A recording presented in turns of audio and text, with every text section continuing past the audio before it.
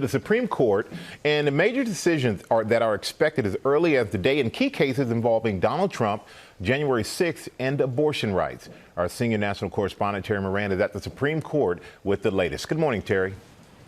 Good morning, Michael. It's the home stretch for the Supreme Court. The justices still have about 21 cases left to decide. That's typical for this time of year. Among them, that blockbuster abortion case out of Idaho. It pits that state's ban on abortions unless necessary to prevent death against a federal law that guarantees that any person who comes to an emergency room gets emergency care, even in those rare and tragic cases when emergency care might mean the termination of a pregnancy. This is the biggest abortion case the court has taken since it overturned Roe versus Wade, and it could have impact on abortion bans across the country. And then there's the major case on presidential immunity.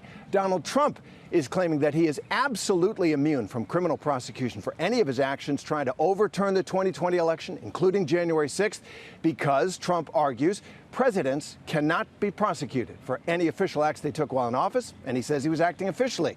And there are hundreds of members of the mob that attacked the Capitol on January 6th who say they have been improperly charged in their cases before the court. They say that the law prosecutors used was designed for business and financial crimes. And there are also major cases on homeless encampments, on social media, regulating social media, on guns for domestic abusers. So there's big news coming out of the Supreme Court in the coming weeks. Rebecca? Some very high stakes decisions there, Terry. Thank you.